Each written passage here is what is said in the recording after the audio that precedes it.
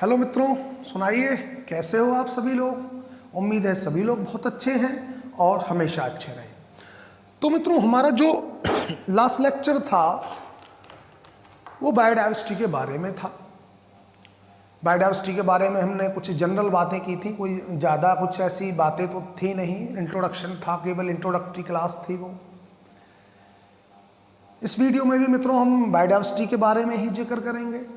अब थोड़ा सा मैंने बताया था ना, आपको ये बताया था कि हमें किस तरीके से करना है।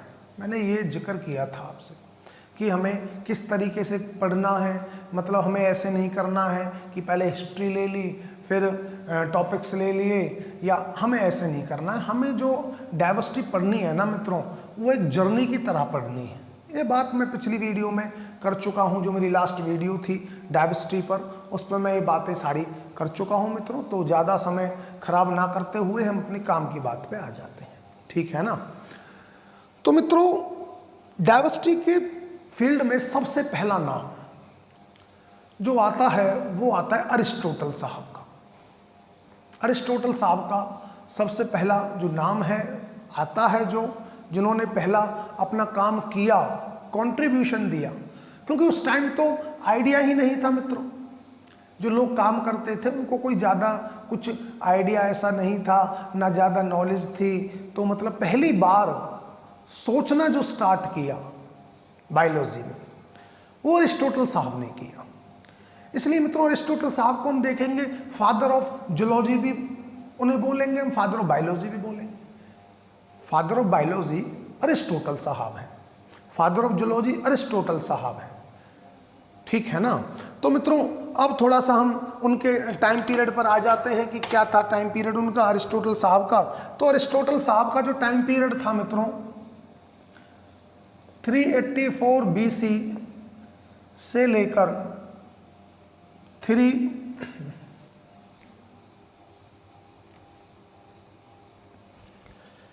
322 BC, ये मित्रों अरिस्टोटल साहब का समय था। मैं लिख देता हूं, अरिस्टोटल साहब, अरिस्टोटल मित्रों बहुत बड़ा नाम है अरिस्टोटल साहब का। इन्होंने मित्रों, इनको हम देखेंगे फादर ऑफ बायोलॉजी भी है, फादर ऑफ बायोलॉजी,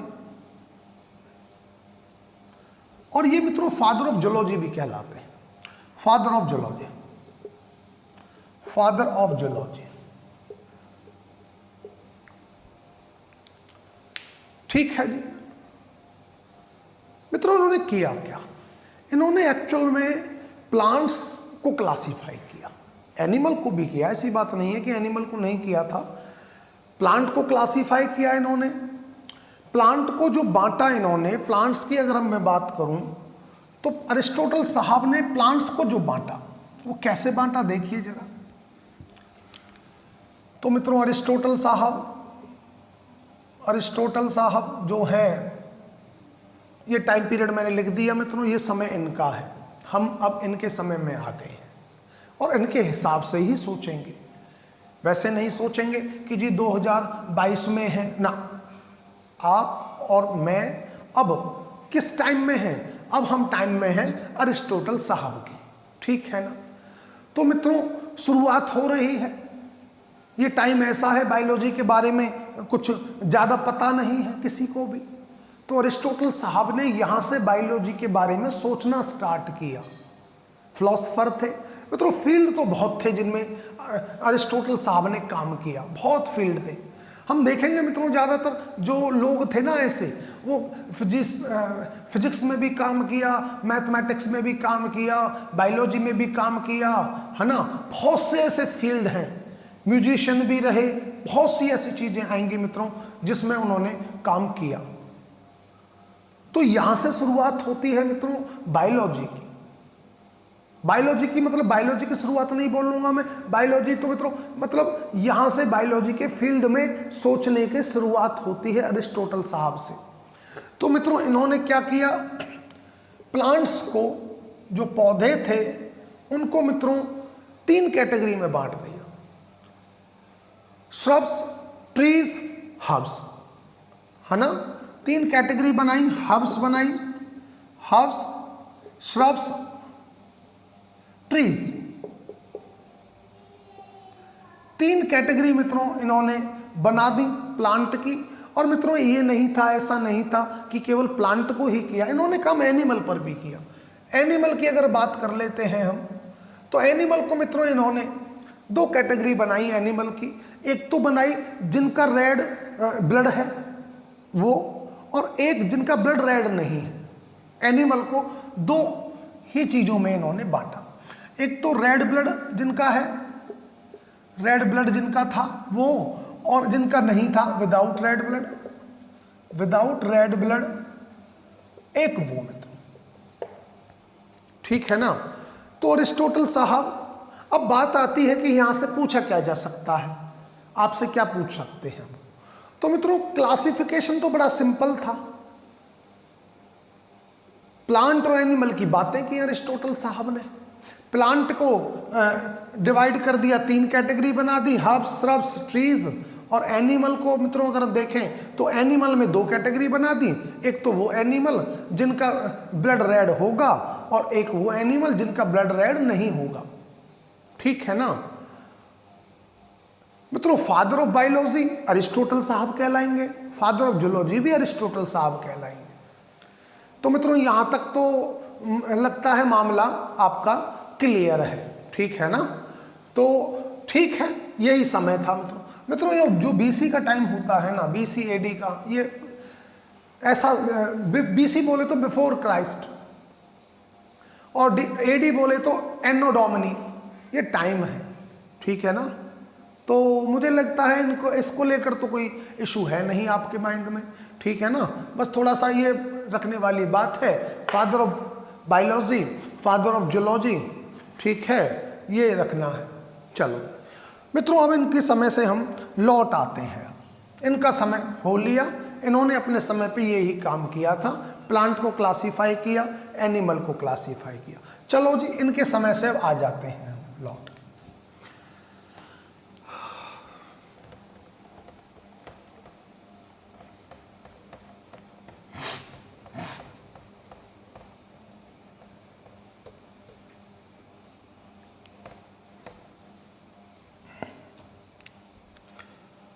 मित्रों अब टाइम आ जाता है थियोफ्रेस्टस साहब का।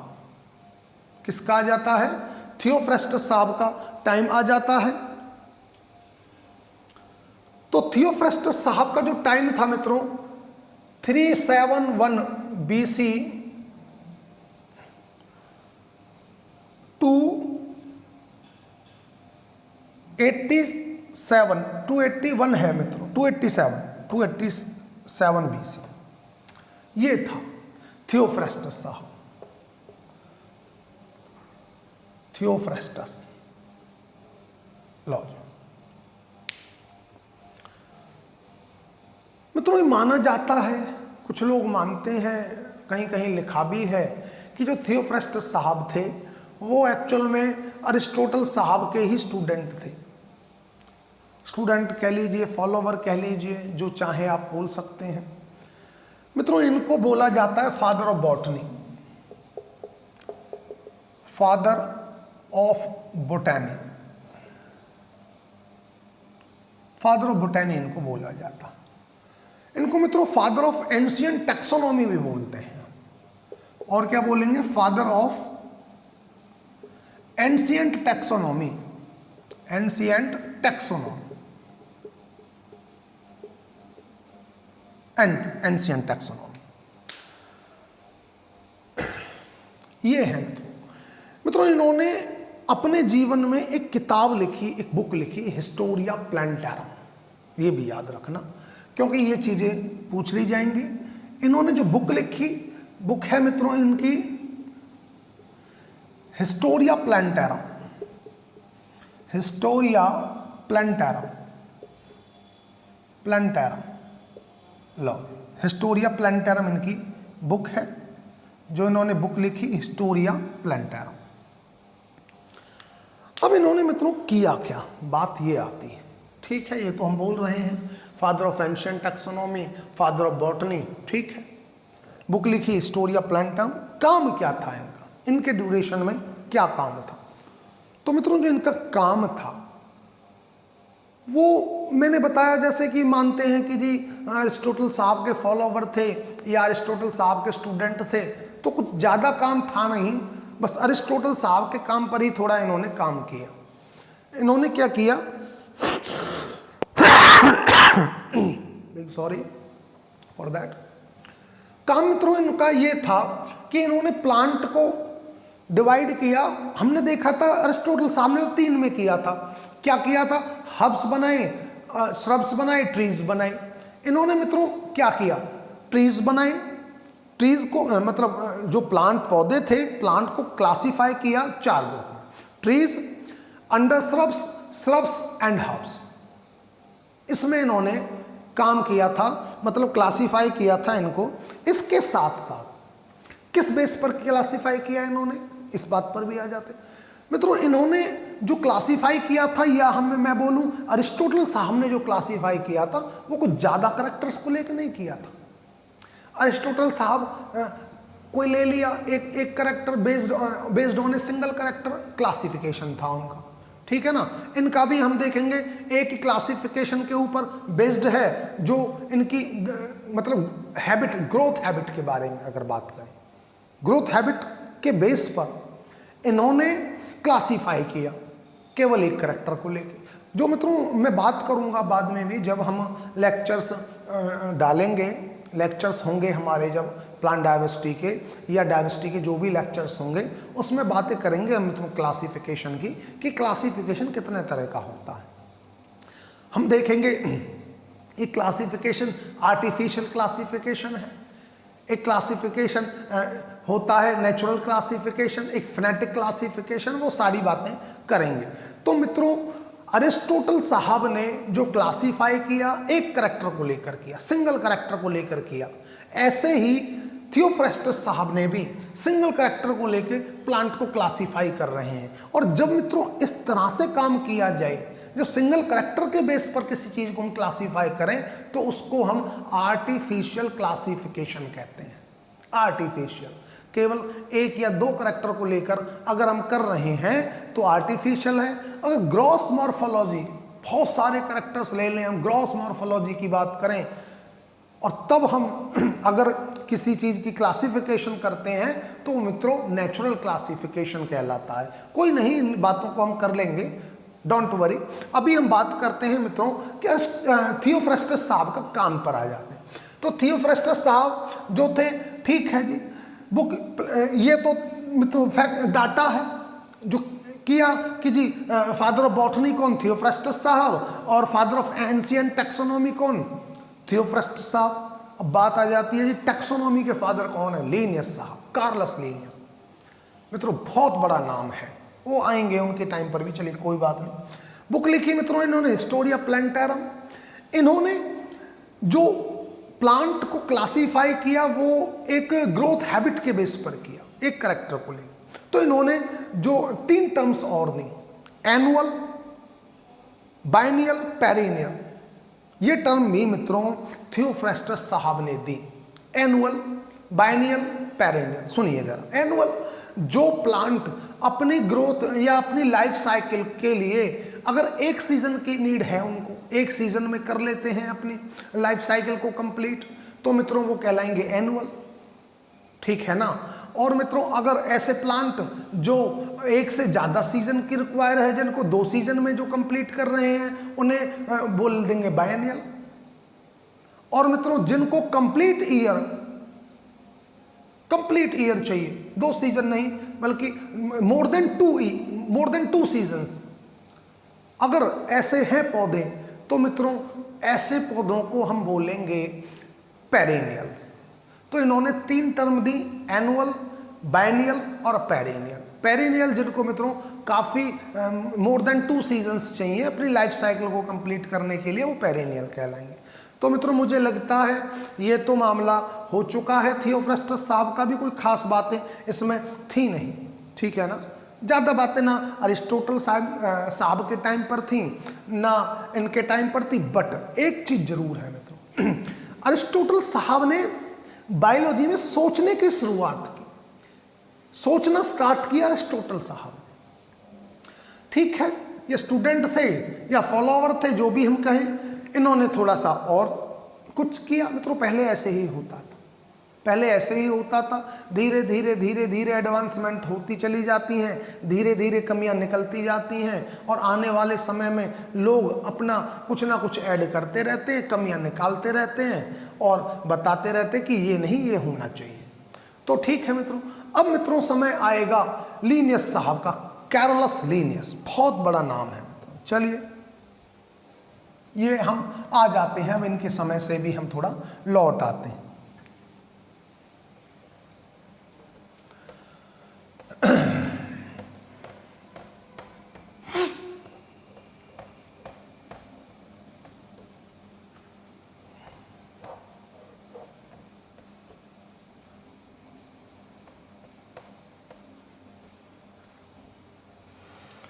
मित्रों Carolus Linnaeus,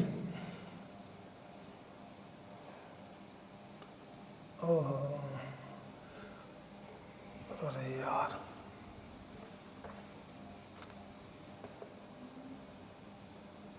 Carolus Linnaeus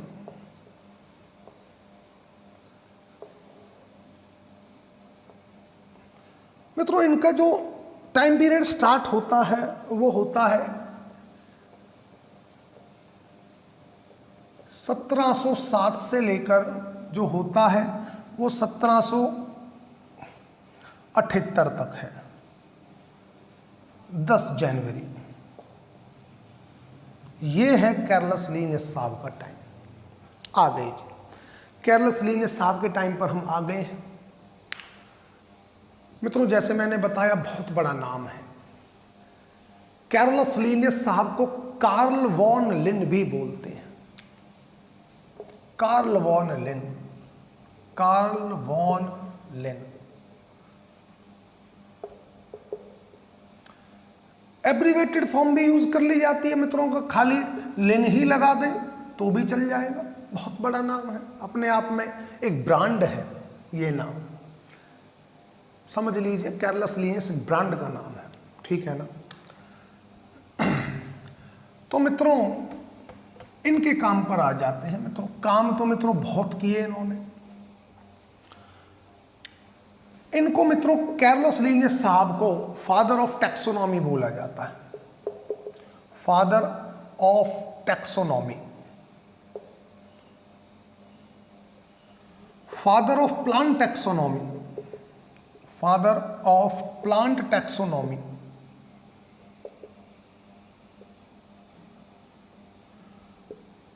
father of animal taxonomy, father of animal taxonomy,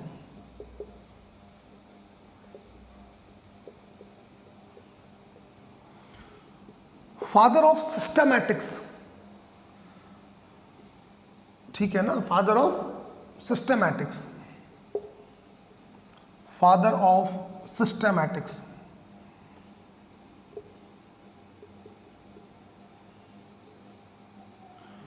father of binomial nomenclature,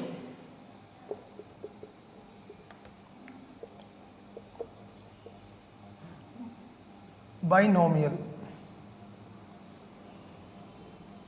nomenclature.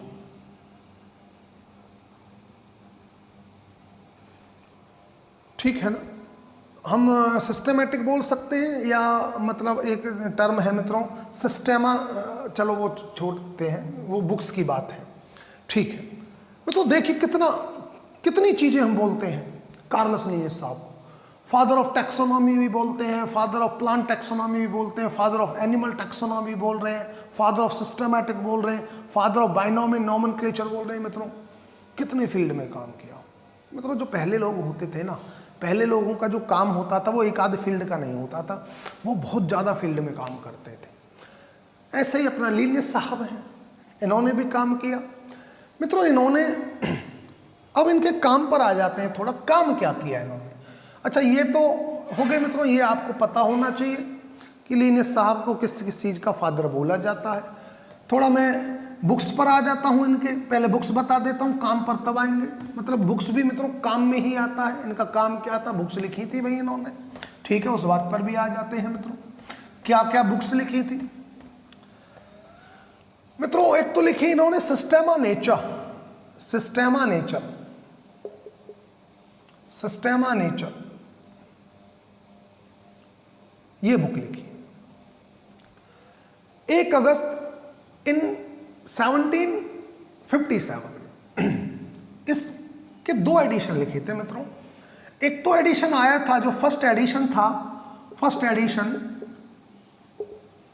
जो फर्स्ट एडिशन था मित्रों वो तो आया था 1735 में सिस्टेमा नेचर का। और जो 10th एडिशन था, 10th एडिशन था वो आया मित्रों 1 अगस्त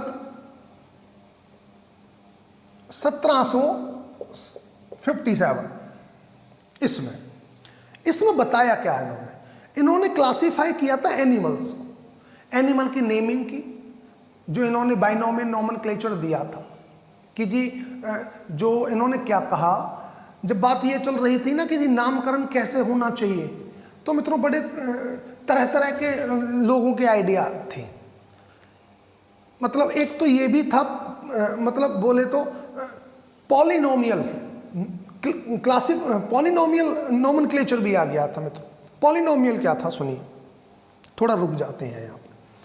पॉलिनोमियल ये था मित्रों कि किसी का ये आइडिया था कि अगर हम प्लांट का नाम दें या एनिमल का नाम दें तो उसके एक एक करैक्टर लेके, मान लीजिए किसी के 20 करैक्टर ऑब्जर्व किए या 15 करैक्टर किए, 10 किए, तो एक एक करैक्टर लेकर उसका नाम दे दो।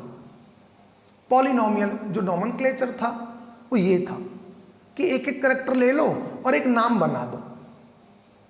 मित्रों अगर देखा जाए तो नोमेनक्लेचर तो बहुत बढ़िया था, अच्छा था, सीधी सी बात है। अगर मान लीजिए आप अपनी लाइफ में 2 नाम भी याद कर ले गए ना तो कोई टेंशन नहीं है, आप जाकर पौधे के सामने खड़े हो जाओ, ढूंढने में तो कोई दिक्कत होनी नहीं है। क्यों? क्योंकि जो नेम है वो किससे है, करैक्टर्स से बना हुआ है कि एक एक करैक्टर ले लो सबका और नाम दे दो। तो मित्रों हुआ ये, लेकिन दिक्कत कहाँ थी? दिक्कत तो ये थी कि यार 10 करैक्टर हैं और 10 करैक्टर को लेके एक नाम बना दिया तो कितने नाम ज़्यादा से ज़्यादा याद कर सकते हैं? पहली बात तो याद ही नहीं कर पाएंगे, और मान लो याद कर भी लिया तो कितने कर लेंगे। फिर लीनियस साहब ने बोला कि ये नहीं करते हैं, ये थोड़ा दिक्कत देगा लोगों को, ठीक है ना। तो इसलिए इन्होंने दिया बाइनोमियल नोमेनक्लेचर कि जो नाम होगा किसी भी ऑर्गेनिज्म का या किसी भी स्पीसीज का जो हम नाम देंगे तो मित्रों 2 चीज़ों का बना होगा, एक जेनरिक नेम होगा, एक स्पेसिफिक एपिथेट होगा। बाइनोमियल नोमेनक्लेचर दिया लीनियस साहब ने। बात को सुनिए, ठीक है ना। तो ये तो बातें करते रहेंगे कि मित्रों हम, खैर हम बाइनोमियल पर आते हैं, वही बात करते हैं जो कर रहे हैं। तो बाइनोमियल नोमेनक्लेचर दिया लीनियस साहब ने। इन्होंने कहा जी किसी भी ऑर्गेनिज्म का या किसी भी स्पीसीज का जो नाम होगा वो 2 वर्ड से बना होगा, एक तो होगा जेनरिक नेम और एक होगा स्पेसिफिक एपिथेट। जैसे इन्होंने मित्रों सोलेनम टुबरोसम नाम दिया आलू का, जो पोटैटो है पोटैटो का नाम दिया सोलेनम टुबरोसम, आम का नाम दिया मैंजीफेरा इंडी का इन्होंने दिया। फिर मित्रों बाद में हुआ क्या, जब इन्होंने बाइनोमियल नोमेनक्लेचर दिया तो उसमें थोड़ी सी लोग गड़बड़ करने लगे।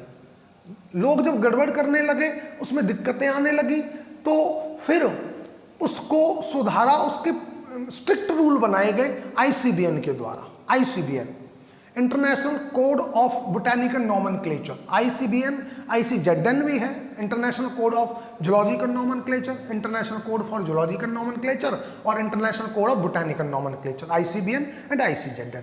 उन्होंने थोड़ा स्ट्रिक्ट रूल बना दिए। स्ट्रिक्ट रूल कैसे बना दिए? ताकि लोग इन रूल्स को फॉलो करें, ठीक है।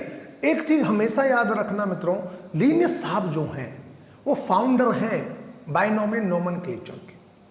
बाइनोमियल नोमेनक्लेचर किसने दिया? लीनियस साहब ने, ठीक है। और बाइनोमियल नोमेनक्लेचर के रूल्स किसने दिए? आईसीबीएन ने। अगर आपसे पूछ ले तो रूल्स देने वाले कौन है? आईसीबीएन। आईसीबीएन मित्रों एक बुक है, कोई संस्था नहीं है, ठीक है ना, एक बुक है जो मतलब स्टार्टिंग की थी 3 साइंटिस्ट ने, हिचगो, स्पार्गो और ग्रीन।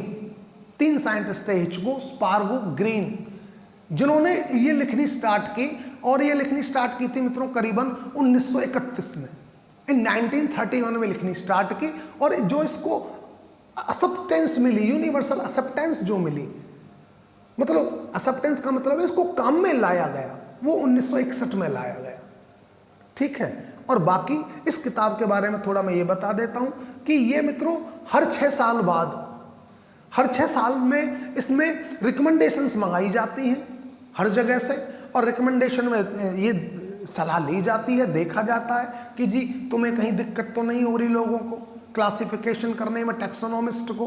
तो रिकमेंडेशंस मंगाकर हर 6 साल बाद ये आईसीबीएन फिर से प्रिंट होती है, हर 6 साल में ये प्रिंट होती है। आईसीबीएन जो बुक है, ठीक है ना, उसमें रूल्स लिखे हैं बाइनोमियल नोमेनक्लेचर के। तो बाइनोमियल नोमेनक्लेचर दिया तो लीनियस साहब ने था, लेकिन रूल्स जो स्ट्रिक्टली फॉलो करवाता है वो आईसीबीएन करवाता है, international code of botanical nomenclature, ठीक है ना। चलिए इस पर आ जाते हैं। तो मित्रों इन्होंने सिस्टेमा नेचर लिखी। सिस्टेमा नेचर का जो फर्स्ट एडिशन आया वो मित्रों जो आया 1735 में, 10th एडिशन आया 1 अगस्त 1757 में। मित्रों इन्होंने स्पीसीज प्लांटेरम भी लिखी, स्पीसीज प्लांटेरम,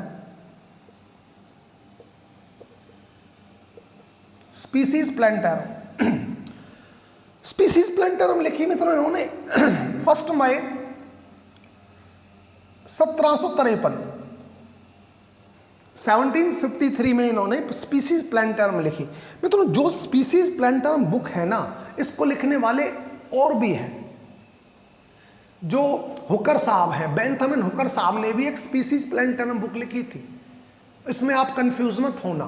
तो मित्रों ये स्पीसीज प्लांटेरम जो बुक है वो कार्लस लीनियस साहब ने भी लिखी, और बेंथम हुकर की हम देखेंगे इन्होंने भी स्पीसीज प्लांटेरम बुक लिखी। अच्छा, इसमें तो लीनियस साहब ने मित्रों एनिमल का क्लासिफिकेशन किया। अगर मैं बात करूं, इसमें क्लासिफिकेशन किया था एनिमल्स को लेकर, एनिमल्स की नेमिंग की थी इन्होंने इसमें। और इसी में मित्रों ठीक है ना, इसी में इन्होंने बताया था बाइनोमियल नोमेनक्लेचर को पहली बार। तो बाइनोमियल नोमेनक्लेचर जो आया था, जो दिया लीनियस साहब ने, वो सिस्टेमा नेचर के अंदर ही दिया था, ठीक है, जो 1735 में भी आई थी और 1757 में भी आई थी। तो बाइनोमियल नोमेनक्लेचर भी इसमें दिया, ठीक है ना। और यहीं से मित्रों सिस्टेमा वर्ड से ही इन्होंने वर्ड बनाया सिस्टमैटिक्स। सिस्टमैटिक्स, सिस्टमैटिक्स यहां सिस्टेमा से लिया, ये लैटिन वर्ड है, सिस्टेमा से सिस्टमैटिक्स लिया। और सिस्टमैटिक्स का मतलब होता है systematic arrangement of organism. Systematics जो टर्म दी, मैंने बताया था मित्रों पिछली वीडियो में देखोगे आप कि सिस्टमैटिक्स जो टर्म है वो इन्होंने दी लीनियस साहब ने, सिस्टमैटिक्स। और सिस्टमैटिक्स में लीनियस साहब ने दी सिस्टमैटिक अरेंजमेंट के लिए, और जिनमें कुछ पॉइंट थे, जैसे मैंने बताया नोमेनक्लेचर था, नोमेनक्लेचर, और पहला तो आइडेंटिफिकेशन है, आइडेंटिफिकेशन, नोमेनक्लेचर, क्लासिफिकेशन, और एक था मित्रों उनके बीच में इवोल्यूशनरी रिलेशनशिप स्टैब्लिश करना, इवोल्यूशनरी रिलेशनशिप, इवोल्यूशनरी रिलेशनशिप। तो सिस्टमैटिक्स के अंदर ये बताया लीनियस साहब ने, जो सिस्टेमा वर्ड से लिया गया था, क्या, और इनकी स्टडी करना, identification, nomenclature, classification, evolutionary relationship, ये सिस्टमैटिक्स में आती हैं। बाकी जो टैक्सोनॉमी वर्ड था वो एपी डे कैंडोले साहब ने दिया था 1940 में, ठीक है ना, वो कंडोले साहब देंगे उसको बाद में, ये तो ये दिया लीनियस साहब ने, ठीक है। अब आ जाते हैं मित्रों हम जो बात कर रहे थे उस पर, क्योंकि बीच में आ गया था तो मैंने बता दिया मित्रों आपको, ठीक है। तो मित्रों इन्होंने स्पीसीज प्लांटेरम भी लिखी, स्पीसीज प्लांटेरम। मित्रों इन्होंने जनरा प्लांटरम बुक भी लिखी, एक बुक लिखी जनरा प्लांटरम। जनरा प्लांटरम के अंदर काम क्या किया था लिनियस साहब ने? जो प्लांट्स थे ना मित्रों, प्लांट्स को 24 क्लासेस में क्लासिफाई किया था। 24 क्लासेस में, याद रखना, based on the number of स्टेमन के बेस पर। अब देखिए 23 क्लासेस बनाई, एक अलग क्लास बना दी, और 23 क्लासेस में जो लिया इन्होंने, वो मित्रों मैं थोड़ा इसको मिटा लेता हूँ, रफ कर लेता हूँ और इसको इधर लिख लेता हूँ, तब आपके थोड़ा अच्छी फीलिंग आएगी। मित्रों फीलिंग तो आ रही है ना आपको? फीलिंग बराबर आती रही मित्रों। Life sciences is all about feelings. Feeling आ रही है तो समझिए आपकी समझ में आ रहा है, और फीलिंग नहीं आ रही है तो मित्रों समझिए फिर समझ में नहीं आ रहा है, बाकी भले ही जो कुछ आ रहा हो वो मुझे नहीं पता। ठीक है, तो मैंने बोला प्लांट्स को क्लासीफाई किया लिनियस साहब ने 24 क्लासेस के अंदर, बेस्ड ऑन द स्टेमन के बेस पर क्लासीफाई किया। 23 क्लासेस तो मित्रों इन्होंने 23 क्लासेस जो हैं उसमें इन्होंने जिम्नोस्पर्म एंजियोस्पर्म को क्लासीफाई किया। जिम्नोस्पर्म एंड एंजियोस्पर्म, फेनरोगैम्स जो इन्होंने बनाया, फेनरोगैमिया या बोलो फेनरोगैमिया ले लिया जी। जिम्नोस्पर्म एंजियोस्पर्म जो 23 क्लासेस बनाई थी, और जिनको फेनरोगैम्स इन्होंने रख दिया था, फेनरोगैमिया या फेनरोगैम्स। एक मित्रों इन्होंने बनाया क्रिप्टोगैमिया में क्या लिया इन्होंने? एक क्लास और बनाई थी, 23 क्लास ये, एक क्लास ये है। एक क्लास के अंदर इन्होंने लिया मॉसेस ले लिए, ब्रायोफाइट्स ले ली, फंस ले ली, फंजाई भी ले ली थी इन्होंने, फंजाई भी ली थी। इसमें मित्रों मॉसेस लिए, मॉसेस, फंजाई,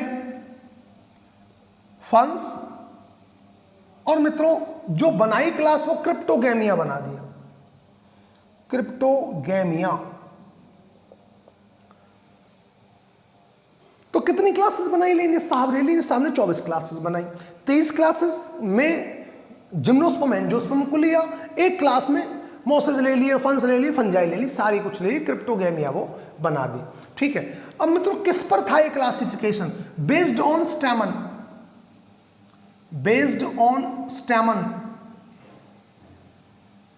के बेस पर था। और मित्रों स्टेमन क्या है? एक सेक्सुअल ऑर्गन है, मेल सेक्स ऑर्गन है स्टेमन। तो इस क्लासिफिकेशन को सेक्सुअल क्लासिफिकेशन भी कहा जाता है। इसलिए मैं इसको क्या बोलूंगा मित्रों? अगर इसके बेस पर किया गया तो मैं इसको सेक्सुअल क्लासिफिकेशन भी बोल सकता हूं, सेक्सुअल क्लासिफिकेशन। तो लिनियस साहब ने जो किया वो सेक्सुअल क्लासिफिकेशन किया। सेक्सुअल क्लासिफिकेशन था बेस्ड ऑन स्टेमन, जो ये क्लासेस बना दी। ठीक है मित्रों, इन्होंने किताब और लिखी फिलोसफिका बोटैनिका। चलो जी इस बात पर भी आ जाते हैं, फिलोसफिका बोटैनिका।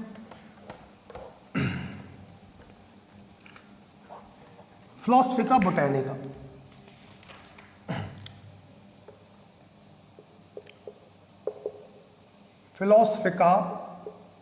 बोटैनिका ये किताब भी मित्रों लिनियस साहब ने लिखी। अब देखिए जी, तो बात आती है कि जी क्वेश्चन में पूछा क्या जाएगा लिनियस साहब से? तो मित्रों लिनियस साहब से तो कुछ भी पूछा जा सकता है। लिनियस साहब देखिए कितनी चीज़ों में फादर कहलाते हैं, father of taxonomy, father of systematics, father of binomial nomenclature, है ना।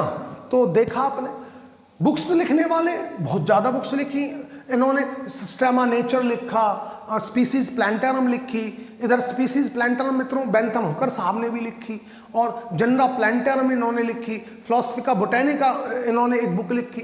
ठीक है, तो मित्रों ये था लिनियस साहब का। बाइनोमियल नोमेनक्लेचर की अगर बात करूं मैं मित्रों, थोड़ा सा बाइनोमियल नोमेनक्लेचर पे मैं आ जाता हूं कि इन्होंने बाइनोमियल नोमेनक्लेचर दिया था। टर्म सिस्टमैटिक्स भी लिनियस साहब ने दी। सिस्टमैटिक्स पहले बाइनोमियल नोमेनक्लेचर की बात करते हैं। Binomial nomenclature. बाइनोमियल नोमेनक्लेचर ये कहता है, या लिनियस साहब ने ये कहा इस क्लासिफिकेशन के लिए कि जी किसी का भी नाम होगा वो 2 वर्ड से मिलकर बना होगा। कितने वर्ड से बना होगा? 2 वर्ड से। एक जिसमें होगा जेनरिक नेम, एक जेनरिक नेम होगा और दूसरा होगा specific epithet. Specific epithet, generic name होगा, स्पेसिफिक एपिथेट होगा। ठीक है। अच्छा मित्रों, एक चीज और, जीनस और स्पीसीज। जेनरिक नेम बोले तो नेम ऑफ जीनस, मैं लिख देता हूं name of genus, name of genus, इसमें जीनस आएगा। स्पेसिफिक एपिथेट रिप्रेजेंट करेगा नेम ऑफ स्पीसीज को। किसको? Name of species, name of species. अब जेनरिक, अब इस एक नाम ले लेते, मैंजीफेरा इंडिका, जैसे हमने ले लिया मैंजीफेरा इंडिका, मैंजीफेरा इंडिका लिख दिया जी मैंने, लो। अब जो मित्रों रूल्स थे ना, जो रूल्स को स्ट्रिक्टली फॉलो करवाता है वो करवाता आईसीबीएन, ये याद रखना। वो मैं बताता हूं। रूल्स नहीं बना रहे हैं, लिनियस साहब को रूल्स नहीं बना रहे हैं कि जो जितने भी आज रूल्स हैं, जो टैक्सोनॉमिस्ट यूज कर रहे हैं, जितने सारे रूल्स, वो सब लिनियस साहब ही बनाकर चले गए थे। नहीं मित्रों, लिनियस साहब नहीं बनाकर गए थे, वो तो अब फिलहाल आईसीबीएन बना रहा है स्ट्रिक्टली। अब यार एक बात बताओ, तुम खुद बताओ, लिनियस साहब बाइनोमियल नोमेनक्लेचर देकर गए। बाइनोमियल नोमेनक्लेचर इन्होंने दिया, अपनी जो बुक थी इनकी सिस्टेमा नेचर, जो आती है 1735 में, पहली बुक, पहली एडिशन। चलो मान लो दूसरा एडिशन भी अगर मान लें हम, तो दूसरा भी कब आ जाता है? दूसरा एडिशन भी मान लें तो 1757 में आता है। ये तो मानते हो, इसमें आता है इनका ये सिस्टेमा नेचर जो आया। ठीक है। अब मित्रों रूल्स क्या थे, मैं रूल्स की अलग बात करूंगा, पर मैं बताऊंगा बाइनोमियल नोमेनक्लेचर क्या कहता है, जो आईसीबीएन ने रूल्स बताए। अब देखिए क्या किया कि इसमें यह होता है, बाइनोमियल नोमेनक्लेचर में हम देखेंगे कि जो जीनस का वर्ड होगा वो कैपिटल लेटर से स्टार्ट होगा। कैपिटल लेटर से स्टार्ट करना है जीनस का वर्ड, ये कैपिटल लेटर है, इसमें एम। ठीक है। उसके बाद इंडिका जो स्पेसिफिक एपिथेट स्टार्ट होगा वो स्मॉल लेटर से स्टार्ट होगा। ये स्मॉल लेटर है मित्रों इंडिका। ठीक है, कर दिया। अगर हम हाथ से लिख रहे हैं, अगर हम हैंड राइटिंग कर रहे हैं, तब ये दोनों वर्ड अंडरलाइन होंगे, सेपरेटली लिखे भी जाएंगे। देखिए मैंने जोड़कर नहीं लिखा, मैंजीफेरा इंडिका लिखा, मैंजीफेरा इंडिका में गैप है, और मैंजीफेरा का एम कैपिटल रखा और इंडिका का मैंने स्मॉल रखा। हाथ से लिखा है इसलिए मैंने दोनों को सेपरेटली अंडरलाइन किया है। अब रूल में यह भी है कि अगर टाइप किया जाता है, कंप्यूटर पे या टाइपराइटर पे, तो ये इटैलिक्स में टाइप किया जाएगा।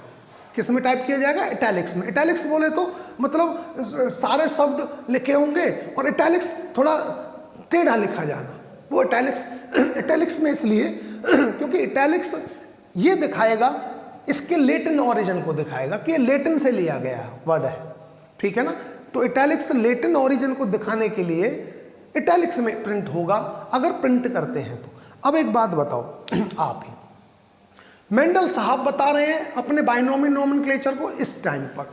उस टाइम तो मित्रों ना टाइपराइटर डिस्कवर्ड था, ना कंप्यूटर डिस्कवर था, कुछ भी डिस्कवर नहीं था। तो जाहिर सी बात है कि मेंडल साहब तो, मेंडल कह रहा हूं, sorry, big sorry for that, Linnaeus साहब, वो मैं बोल रहा था ना, मतलब ये होता है, मतलब जेनेटिक्स चलती रहती है दिमाग में। तो लिनियस साहब जो है, तो लिनियस साहब ने ये नहीं बताया कि जी अगर हम हाथ से लिखेंगे तो हम उसको अंडरलाइन कर देंगे, और जब कंप्यूटर से लिखेंगे या टाइपराइटर पे टाइप करेंगे हम, तो हम इसको इटैलिक्स में करेंगे। मित्रों तब तो पता ही नहीं था लीनियस साहब को, क्यों कंप्यूटर थोड़ी था उस टाइम पर, ना टाइपराइटर था। तो ये रूल बनाया किसने? ये रूल बनाया आईसीबीएन ने। जो आईसीबीएन यूज में आई 1961 से यूज में आई, उनका रूल है ये लीनियस साहब का नहीं है। लीनियस साहब ने तो ठीक है कुछ रूल बनाए थे, बट कुछ मॉडिफिकेशंस हुई, कुछ और रूल बने, वो आईसीबीएन ने किया। बात समझ में आ रही है ना? तो ठीक है मित्रों, बाइनोमियल नोमेनक्लेचर का रूल ये है, मैं रूल बता देता हूं कि जो वर्ड होगा वो इटैलिक्स लेटिन ओरिजिन है उनका, जो हम नामकरण करेंगे उनको नाम किया जाएगा लेटिन ओरिजिन में। ठीक है, लेटिनाइजेशन करने के बाद ही हम किसी भी शब्द का लेटिनाइजेशन करेंगे, मतलब उसको लेटिन में कन्वर्ट करेंगे। लेटिन में कन्वर्ट करने के बाद उसको नाम किया जाएगा। और लेटिन ओरिजिन को दिखाने के लिए अगर हम हाथ से लिखते हैं, हैंड राइटिंग करते हैं, तो शब्दों को सेपरेटली अंडरलाइन करना पड़ेगा। और जिसमें जेनरिक नेम की स्टार्टिंग होगी कैपिटल लेटर से, और जो स्पीसीज है, जो स्पेसिफिक एपिथेट है, उसकी स्टार्टिंग होगी स्मॉल लेटर से। ठीक है, ये कर दिया। उसके बाद मित्रों मेंजीफेरा जो है ये जेनरिक नेम को रिप्रेजेंट कर रहा है, और इंडिका जो है, इंडिका रिप्रेजेंट कर रहा है स्पेसिफिक एपिथेट को।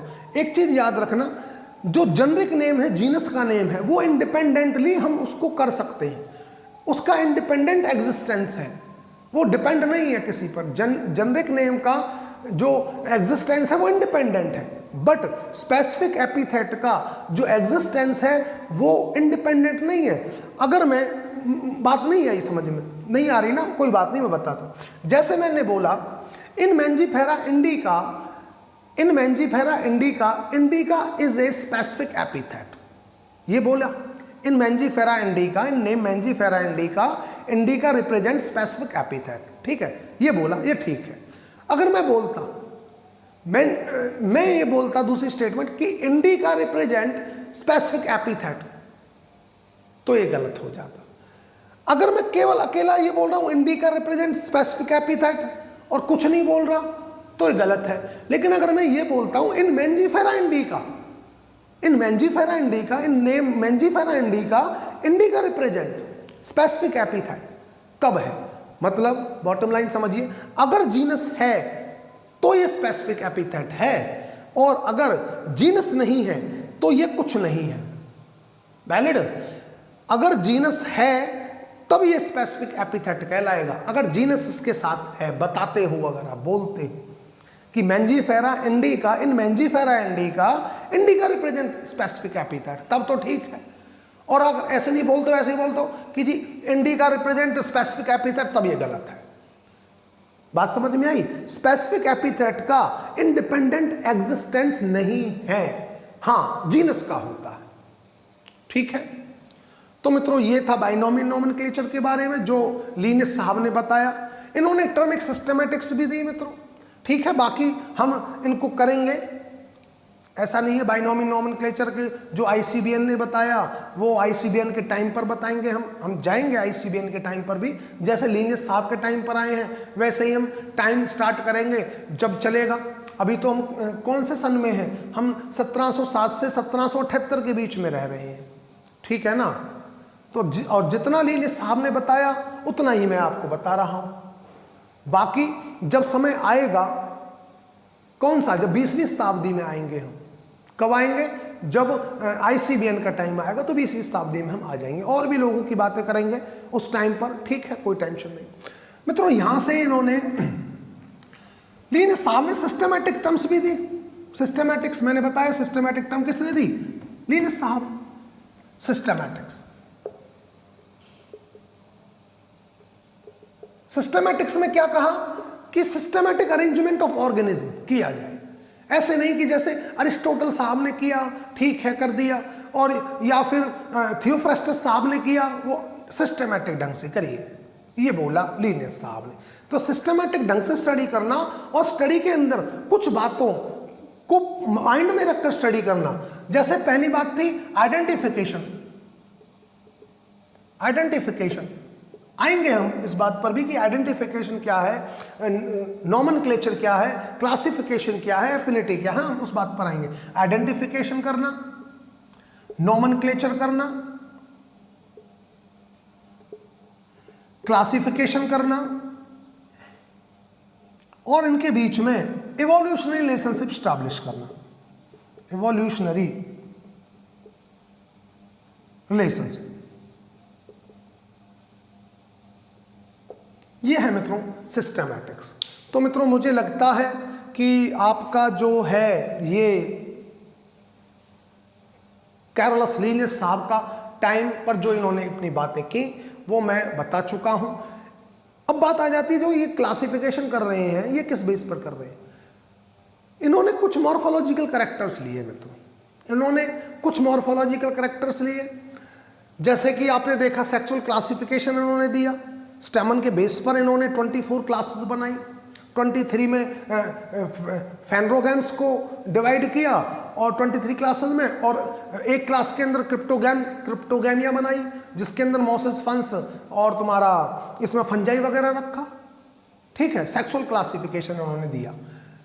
अब इन्होंने जो कैरेक्टर्स लिए उनको मित्रों इक्वल वेटेज दिया। ऐसा नहीं है कि किसी कैरेक्टर को ज़्यादा इंपॉर्टेंस दे देना, किसी को कम इंपॉर्टेंस दे देना। हाँ ठीक है, सेक्सुअल कैरेक्टर पर किया था, लेकिन इनका जो था मित्रों वेटेज जो था हर कैरेक्टर को जिसके बेस पर भी क्लासिफिकेशन कर रहे थे वो इक्वल वेटेज था। ठीक है, तो मित्रों ठीक है, आज की वीडियो में इतना ही। अब नेक्स्ट वीडियो देखते हैं, अब डालते हैं। तो ये समय तो मित्रों फिनिश हो गया है कैरोलस लीनियस साहब का। अब हम आएंगे इनके बाद जो भी इम्पोर्टेंट है, जो भी इनके बाद आते हैं, अंस्टमेयर साहब की बात करेंगे और एपी डे कैंडोले साहब की बात करेंगे। ठीक है, आईसीबीएन की बात करेंगे। तो वो मित्रों हम करेंगे नेक्स्ट वीडियो में, देखते हैं अब कैसे कैसे सिस्टम है। तो आज तो मित्रों अभी फिलहाल इस वीडियो में, आज नहीं इस वीडियो में कैरोलस लीनियस साहब की टाइम को हम फिनिश करते हैं और इस टाइम से बाहर निकल जाते हैं। ठीक है, अब नेक्स्ट वीडियो में नेक्स्ट टाइम पर हम चलते हैं। ठीक है मित्रों, thank you so much. Okay, ठीक है मित्रों, बाय।